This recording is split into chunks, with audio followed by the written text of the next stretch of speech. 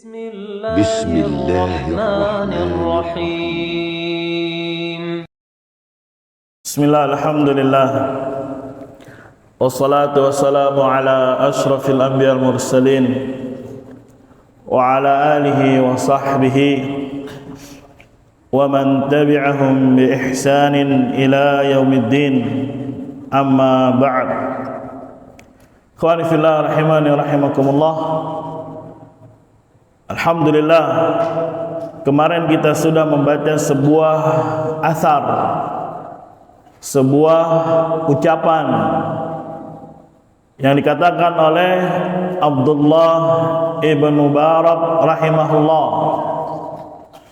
seakan dia adalah sebuah ujangan, sebuah tips cara agar seorang sukses meraih keberkahan di dalam menuntut ilmu. Siapa yang hafal kalamnya Abdullah ibn Mubarak rahimahullah? Fadhal. Awalul ilmi an-niyah, thumma al-istima', thumma al-fahm, thumma al-hifdhu, thumma al-amal, thumma an-nashr. Awal kali yang harus ada ketika dia menuntut ilmu adalah niyyah, tujuan, maksud, entah di dalam memilih pelajarannya ataupun yang telah kita jelaskan. Menuntut ilmu adalah ibadah, maka perlu niat karena Allah Subhanahu wa taala, ikhlas karena Allah Subhanahu wa taala. Bersihkan tempatnya niat, yaitu hati, dari segala macam kotoran syahwat dan kotoran apa? Syubhat. Maka ikhwani fillah rahimani wa rahimakumullah, pernah berkata Abu Bakar Al-Marruzi rahimahullah, sami'tu rajulan yaqul li Abi Abdillah, aku pernah mendengar seseorang berkata kepada Abu Abdillah, yakni Al-Imam Ahmad Ibn Hanbal rahimahullah, wa dzukira lahu sidqu wal ikhlas, disebutkan di hadapan beliau as-sidq dan ikhlas. Sidq artinya jujur, ikhlas artinya tulus, murni. Maka apa kata beliau? Faqala Abu Abdillah, berkata Abu Abdillah, bihadza irtafa'al qaumu, dengan sebab tersebut satu kaum akan memperoleh keberhasilan, akan sukses, akan menjadi mulia, akan menjadi tinggi derajatnya disebabkan ikhlas dan sidq. Di sana ada perbedaan antara ikhlas dengan sidq. Ikhlas dia peruntukan, tujuan dia belajar untuk siapa? Apakah untuk Allah Subhanahu wa taala? Apakah untuk dikenal? Ataukah untuk menjadi orang yang dibilang memiliki ilmu atau ingin mencari dunia? Maka ikhlas diperuntukkan untuk Allah Subhanahu wa taala. Adapun sidq, kejujuran, maka akan dilihat dalam prosesnya. Mungkin di awal dia betul mengatakan saya ikhlas karena Allah Subhanahu wa taala, saya tulus belajar ini karena Allah Subhanahu wa taala. Tapi akan datang ujian yang melanda dia, akan datang ujian yang menimpa dia. Apakah betul ucapan dia?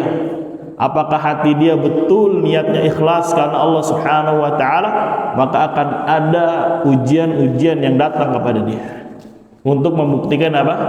Kejujuran dia, apa yang telah hatinya ucapkan jujur atau tidak.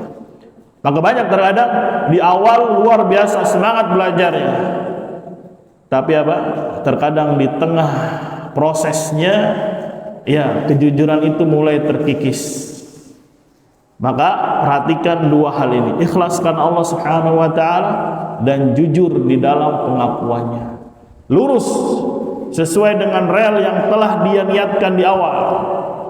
Jangan berbelok ke kanan, jangan belok ke kiri.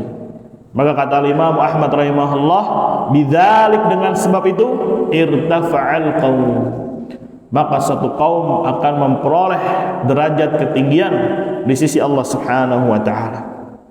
Wa inna ma yanalul mar'u al-ilma ala qadri ikhlasih.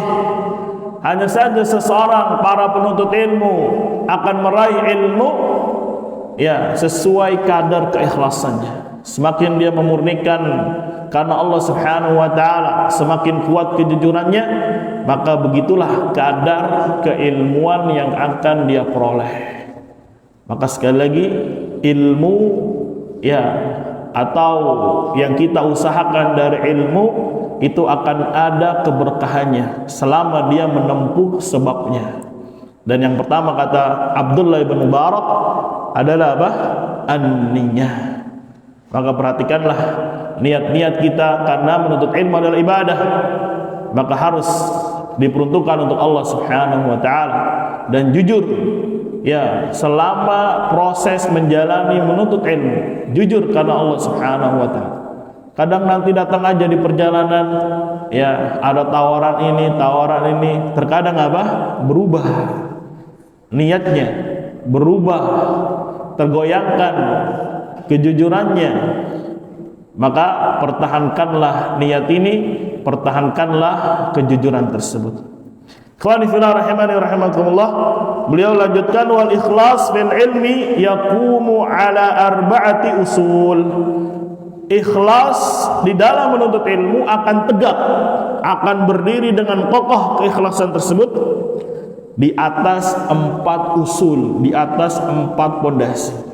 Kalau dia perhatikan 4 pondasi ini, insyaallah ta'ala bangunan ikhlas dia di dalam menuntut ilmu tegak.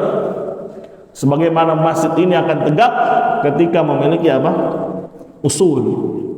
Semakin tinggi, maka dia pula harus semakin perkuat usulnya. Tidak akan pernah bangunan menjadi tinggi besar, menjulang, kecuali karena di asasnya atau di bawahnya ada pondasi yang kuat. Maka kata mu'allif rahimahullah, ikhlas ini akan tegak berdiri ya kalau dia ada di atas 4 pondasi. Biha tatahaqqaqu niyatul ilm, dengannya akan terrealisasi niat menuntut ilmu bagi para muta'allim, yakni para pelajar. Idza qasadaha, kalau dia memaksudkannya. Al-awwal, yang pertama dicatat ya, biasakan walaupun saya masih kecil Ustaz, nggak usah mencatat, catat ya, biasakan mencatat. Kalau nggak mencatat, bengong akhirnya. Tuh lihat tuh, ada yang mainin pulpen karena nggak ada kertasnya di atas. Ayo bukunya dikeluarkan, bukunya apa? Dikeluarkan. Mana itu pada bengong taklim. Ayo bukunya diambil, bukunya apa? Diambil. Semua pegang buku. Yang besar pegang buku, ayo pegang buku, pegang pulpen, karena itu senjata penuntut ilmu. Antum mau perang, mau jihad, bawa apa? Hah? Bawa apa? Bawa sapu lidi, bisa nggak mengalahkan musuh? Ya, bahkan nanti merepotkan seseorang bahkan.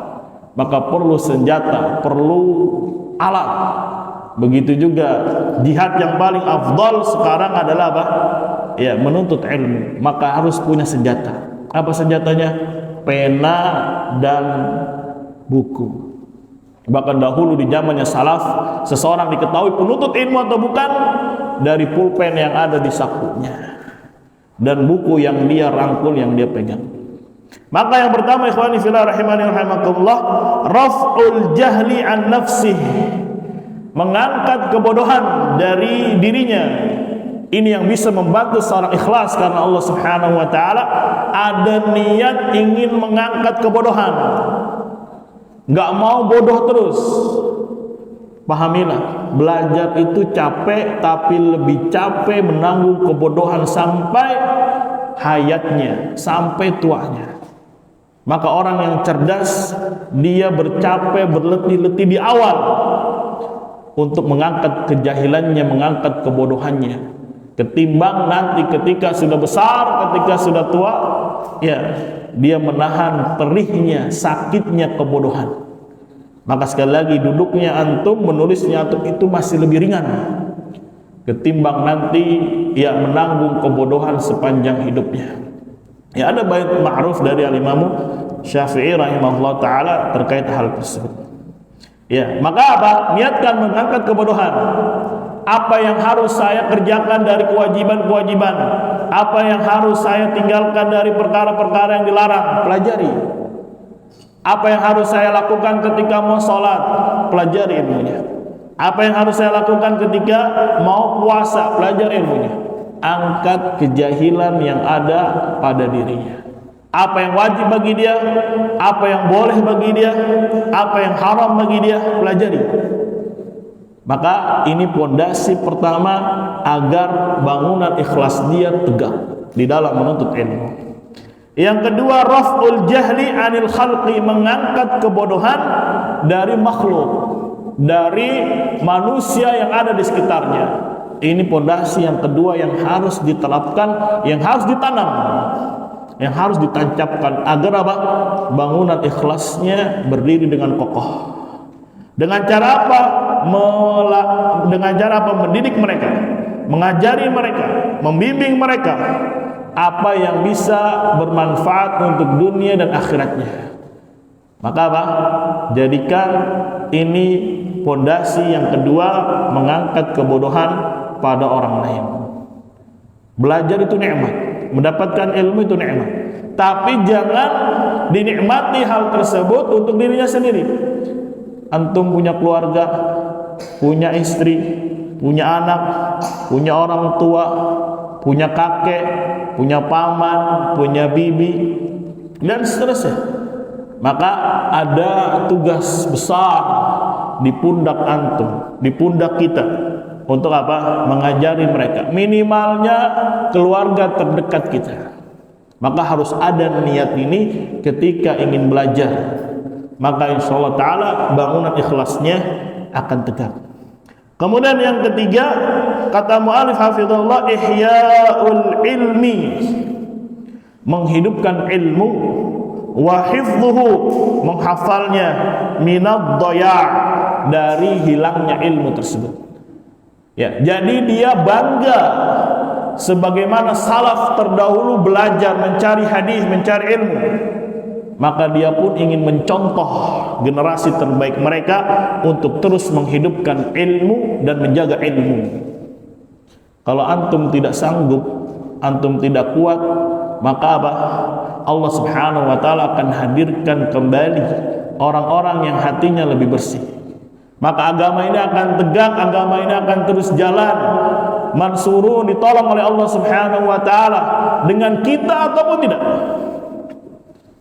Maka orang yang belajar seharusnya tanamkan ini.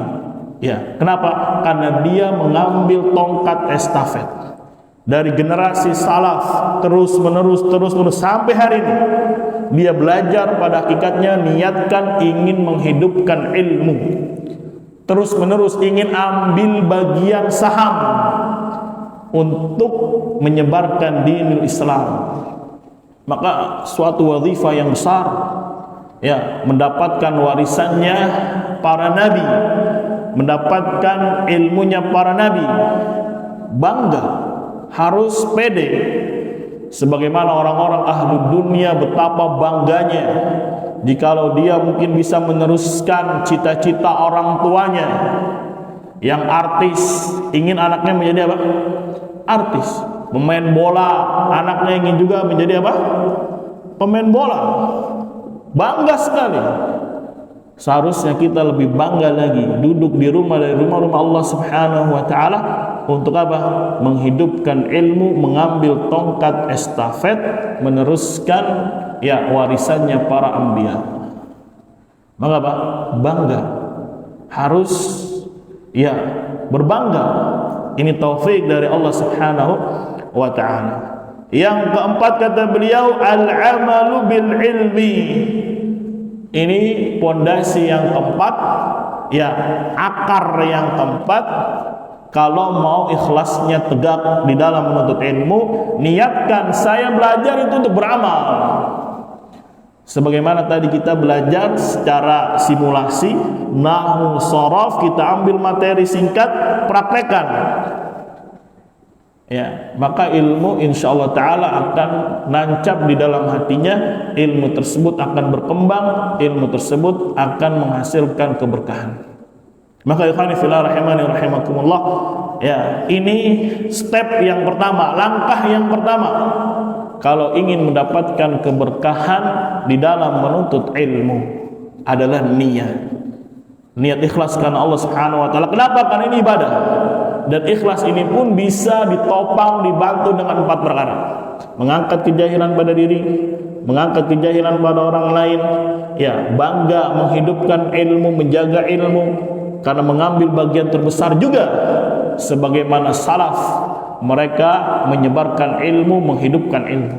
Dan yang keempat, kenapa dia mau belajar? Ingin mengamalkan ilmu. Kalaulah tanpa amal, ya, tentulah orang-orang Yahudi yang paling berilmu tidak akan dimurkai oleh Allah Subhanahu wa taala. Kenapa orang Yahudi dimurkai oleh Allah Subhanahu wa taala?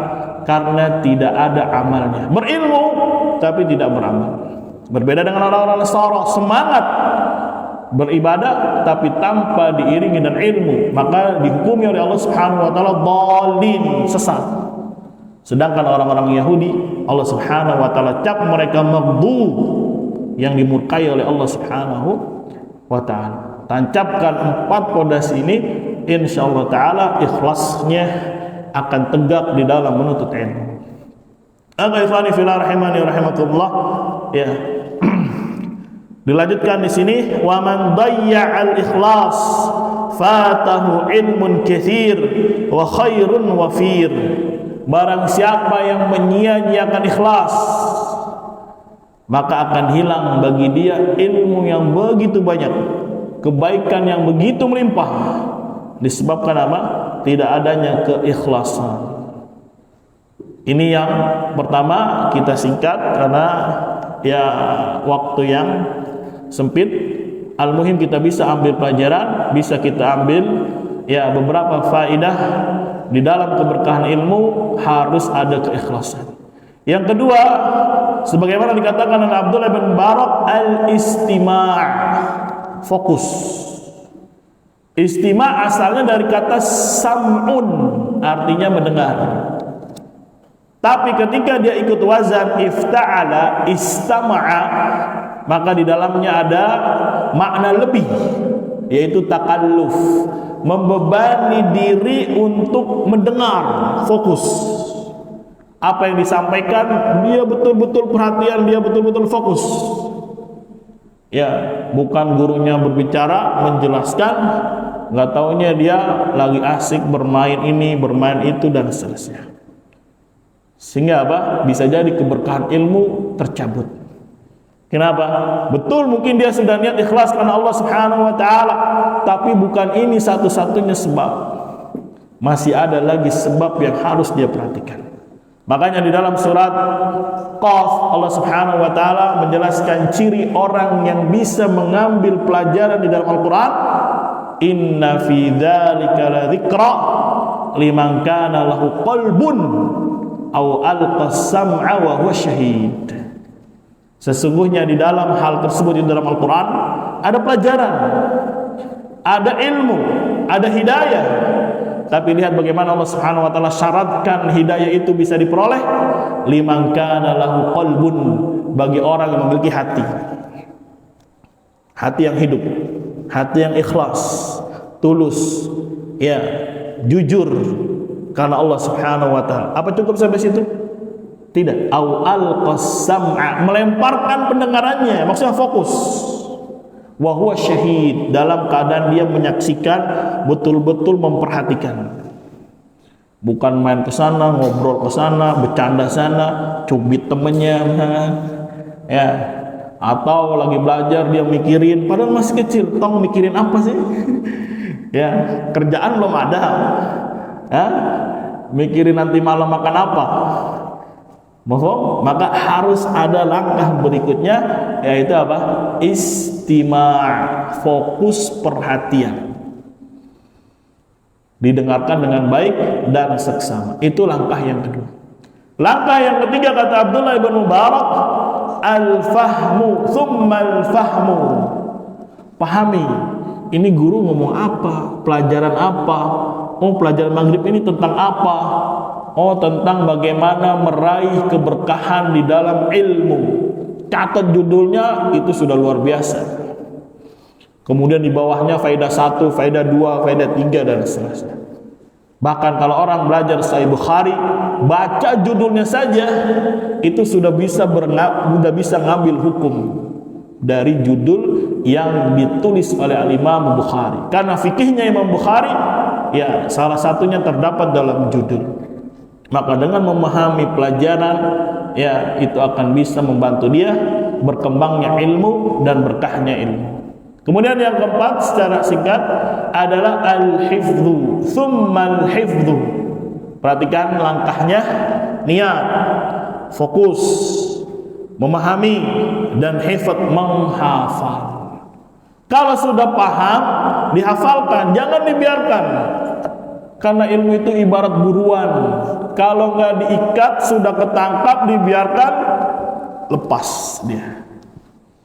Capek-capek kejar, nangkap, nggak taunya nggak dihafal, lepas.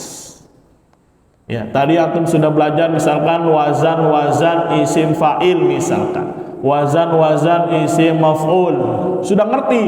Oh, isim fa'il itu menunjukkan pelaku. Misalkan doribun, sang pemukul. Ya, fatihun, si pembuka. Maka langkah berikutnya dihafalkan. Fatihun, fatihani, fatihuna, fatihatun, fatihatani, fatihatun. Hafalkan wazan-wazannya. Ini langkah berikutnya. Kemudian apa langkah berikutnya? Tsummal amalu. Kemudian beramal dengan ilmu tersebut.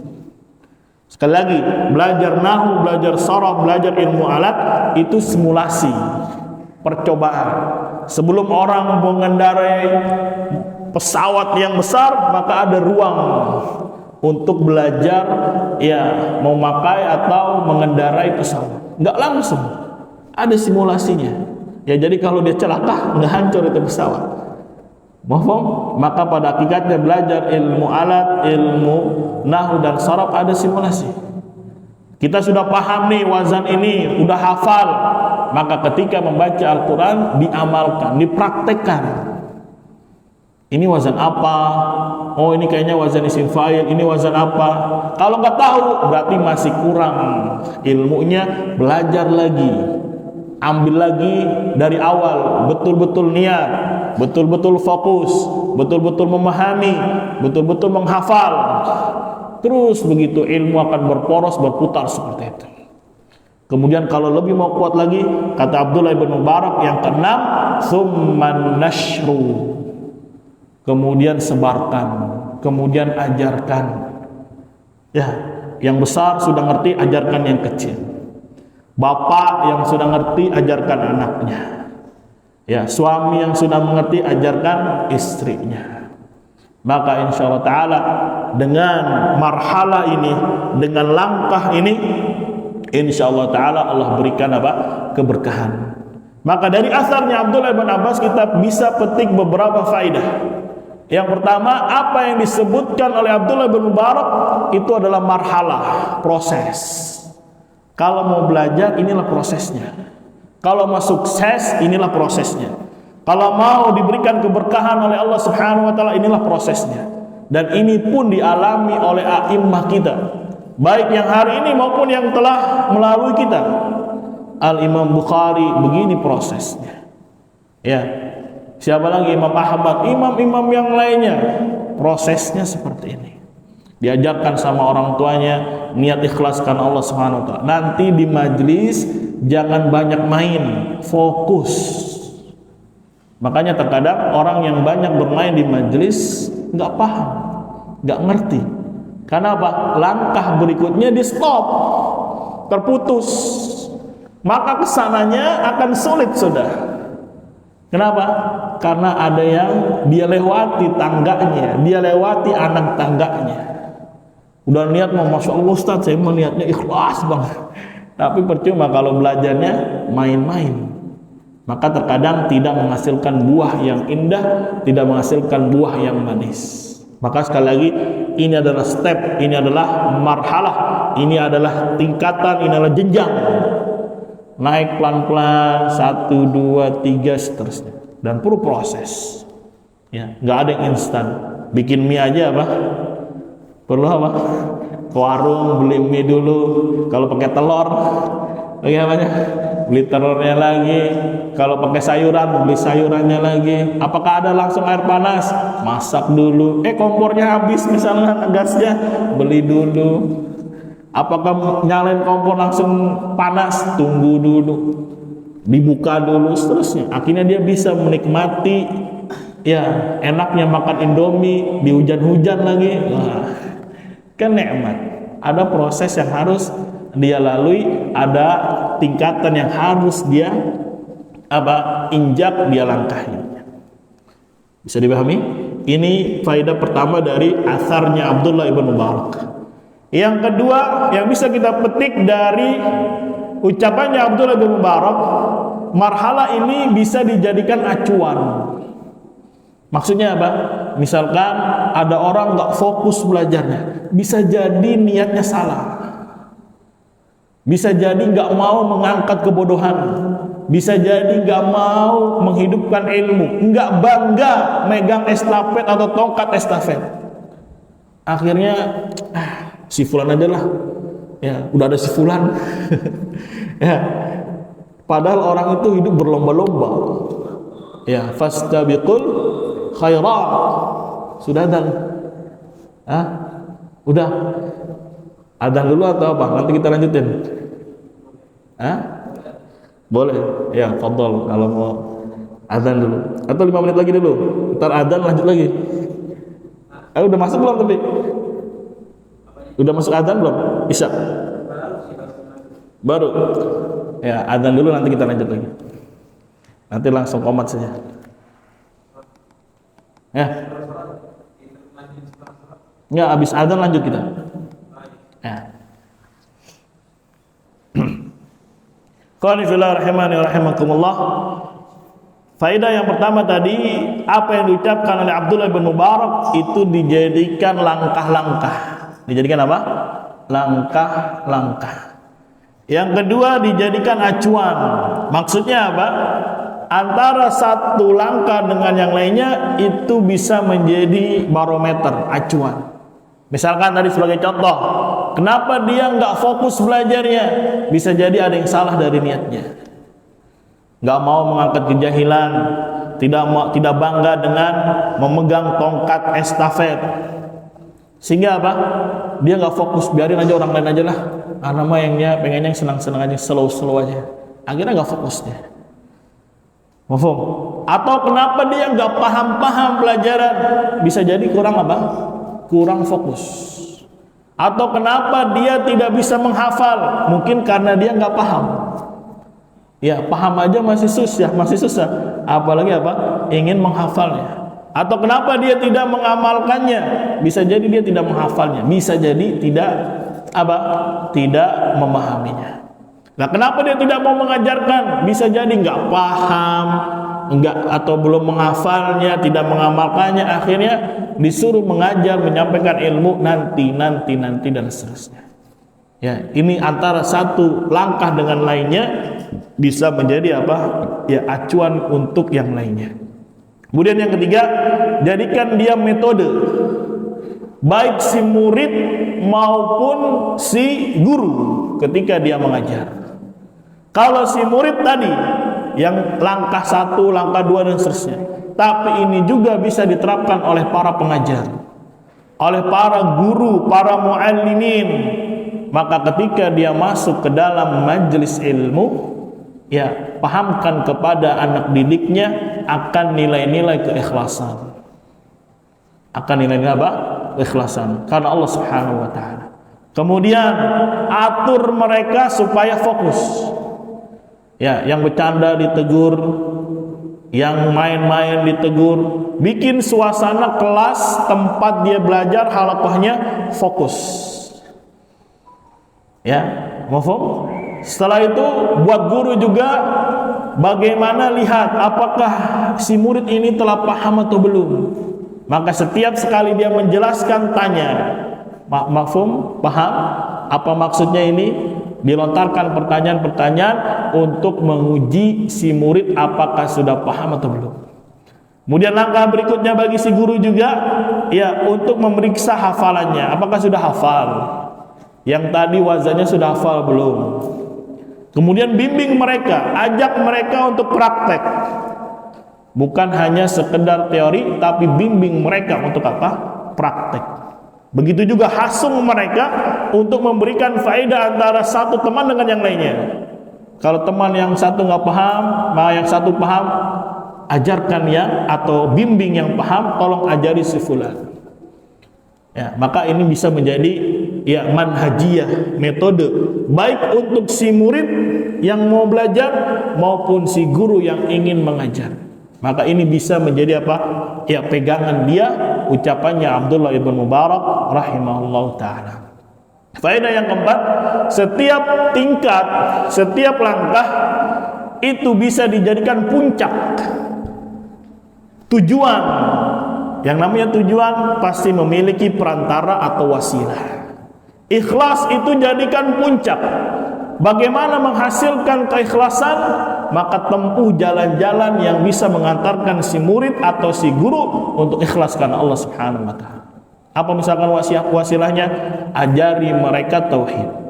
Ajari mereka ayat-ayat yang menghasung untuk ikhlas. Ajarkan mereka hadis-hadis yang menghasung tentang ikhlas. Tujuannya supaya apa? Mengikhlaskan niat karena Allah Subhanahu wa ta'ala. Maka perlu sarana, perlu wasilah. Begitu juga istima jadikan puncak, tujuan utama. Maka perlu diambil wasilah-wasilahnya. Kalau memang perlu harus dibarisin, barisin murid-muridnya. Kalau memang perlu dikasih apa? Rotan, kasih rotan. Supaya apa? Fokus dia.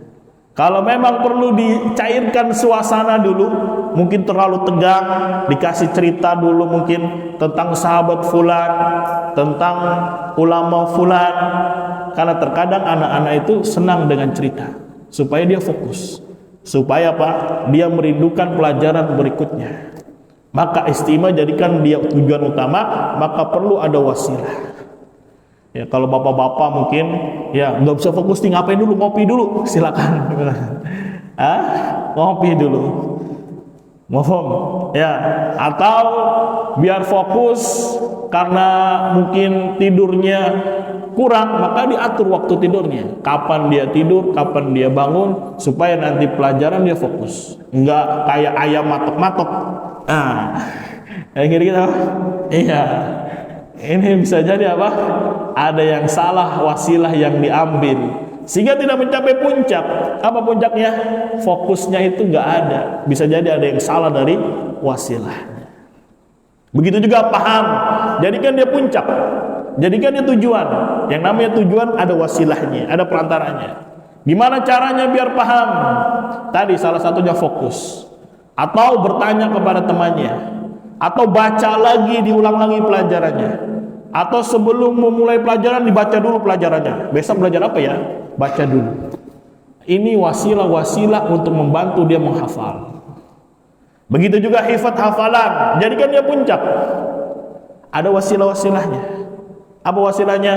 Mungkin dia mengambil teman, tolong dong ditasbih, ya, atau memilih waktu yang tepat untuk menghafal, dan seterusnya dari wasilah-wasilah yang bisa mengantarkan dia hafal. Dan jadikan begitu seterusnya. Amal jadikan puncak, mengajarkan jadikan dia puncak. Maka ada wasilah-wasilah yang harus dia tempuh. Apa?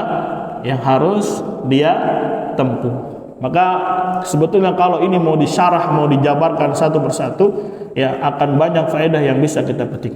Tapi cukuplah secara global. Yang pertama niat, yang kedua istima', fokus, yang ketiga apa? Fahmu, paham. Yang keempat apa? hifdz menghafal, yang kelima apa? Amal mengamalkannya, praktekannya, yang keenam apa? An-nasyru, disebarkan, diajarkan. Jangan pelit sama ilmu. Toh kalaupun dia lebih tinggi derajatnya, nanti lebih tinggi keilmuannya, ya antum juga yang mendapatkan bagiannya. Bahkan ulama yang jujur ketika mengajar ikhlas karena Allah, mengharapkan anak didiknya itu lebih tinggi keilmuannya, lebih tinggi keberkahan dakwahnya ketimbang dia sendiri sebagai guru yang mengajar. Nggak merasa, waduh, dia sekarang sudah jadi besar, dia sudah menjadi ini dan itu, ya akhirnya ada rasa dengki, ada rasa iri. Tidak. Maka salah satu tanda ya keikhlasan seorang guru, selalu mendoakan anak muridnya, anak didiknya itu lebih menonjol dalam keilmuan, dalam kualitas ilmu dan dakwah dan amalnya. Dahulu pernah ada anak kecil meminta doa kepada Syekh Mukbil rahimahullah. Ya, dapat cerita ini dari beberapa asatidzah yang pernah belajar di sisi Syekh Mukbil. Ya, ada anak kecil, ya Syekh, doakan aku supaya jadi seperti Syekh Albani. Ya, bahkan kata siapa? Bahkan kamu lebih dari Syekh Albani, bahkan kamu lebih dari aku. Doa yang tinggi yang diharapkan oleh sang guru kepada siapa? Kepada muridnya. Maka perhatikan langkah-langkah ini. Ya, sekali lagi, niat, istima', faham, hifdz menghafal, kemudian apa? Amal, dan apa? An-nasyru. Kalau kita bertanya, kira-kira ucapannya Abdullah bin Mubarak ini ada nggak sumbernya? Ada nggak dalilnya?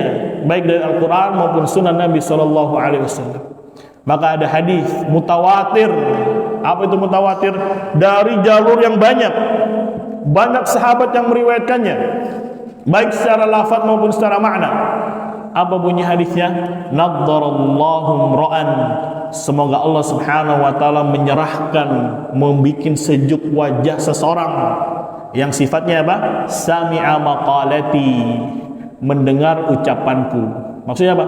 Mendapatkan hadis, mendapatkan ilmu. Fawa'aha, kemudian dirawat, dijaga. Wa hafidhaha, dihafal. Thumma addaha, kemudian disampaikan kembali ilmu tadi kama sami'a, sebagaimana yang ia dengar. Maka keberkahannya sampai di negeri akhirat. Dapat hadis berarti dapat ilmu, fokus dia. Dan juga karena ada niat ikhlas karena Allah Subhanahu wa taala, dihafal, dipahami, dijaga, diamalkan dan disampaikan kembali. Maka kata Nabi sallallahu alaihi wasallam, naddarallahu imra'an, Allah akan cerahkan wajah seseorang kelak di yaumul qiyamah. Bahkan dapat bisyarah juga kelak di dunianya, diangkat derajatnya oleh Allah Subhanahu wa taala. Yarfa'illahu alladhina amanu minkum walladzina utul ilma darajat. Orang beriman diangkat derajatnya, tapi ada yang lebih tinggi dari orang yang beriman derajatnya. Utul ilma, orang yang diberikan ilmu. Luar biasa. Ya, ganjaran dari Allah Subhanahu wa taala, pahala dari Allah Subhanahu wa taala. Siapa yang enggak senang di sini wajahnya cerah, wajahnya indah, walaupun mungkin hitam misalkan. Tapi kalau senyumnya sumringah, orang senang enggak ngeliatnya? Senang. Walaupun mungkin giginya ompong misalkan di dunia, tapi senyumnya sumringah, enak enggak lihatnya? Enak. Ya, walaupun mungkin mukanya jerawatan misalkan di dunia, tapi kalau wajahnya enak dipandang, seger lihatnya, cerah, enak. Tapi kalau mukanya ditekuk, murung aja, ya masam aja mukanya, kan tidak. Dan ini balasan bagi orang yang mau menghafal, mau menjaga, mau memahami, mengamalkan, kemudian menyampaikan kembali. Ada pahala yang besar yang Allah Subhanahu wa taala siapkan, dicerahkan wajahnya kelak di yaumul qiyamah. Kalau dicerahkan di yaumul qiyamah, kira-kira tempatnya di mana? Apakah di neraka? Ada nggak orang disiksa senang gitu, bahagia? Misalkan ada yang dipukul, peluk, kira-kira ketawa-tawa atau nangis? Nangis atau disuruh push up misalkan sama ustadznya sambil senyum-senyum, oh enak banget ini Ustaz. Ada nggak? Nggak ada. Ya, berarti menunjukkan ada di baliknya tempat yang indah buat dia. Sebagaimana di awal kita sebutkan atau di dalam kata-kata mutiara, man salaka tariqan yaltamisu fihi ilman sahhalallahu lahu bihi tariqan ilal jannah. Ya. Pahami ini, walaupun pertemuan kita singkat, hanya membawakan satu asar dari Abdullah ibn Mubarak rahimahullah. Semoga yang sedikit asar ini bisa bermanfaat, bisa menghasilkan keberkahan yang besar. Dan mungkin ini ya akhir perjumpaan kita. Gak kerasa sudah 3 hari dari Rabu, Kamis, Jumat, besok pada maghrib mungkin ngisi di luar ya, di luar dari ini pertemuan terakhir tentang bagaimana meraih keberkahan suatu ilmu. Maka ada langkah, ada step, ada tingkatan yang harus dia kerjakan, yang harus dia lalui, dan semuanya harus diiringi dengan kesabaran. Diiringi dengan apa? Kesabaran. Semoga Allah Subhanahu wa taala memberkahi pertemuan kita. Semoga Allah Subhanahu wa taala, kita minta dengan nama-namanya yang husna dan sifat-sifatnya yang tinggi, ya, memberikan buah yang manis dalam perjumpaan ini, ya, mengakrabkan, menguatkan ukhuwah di atas Al-Quran, di atas sunnah, sesuai dengan pemahaman salaful ummah.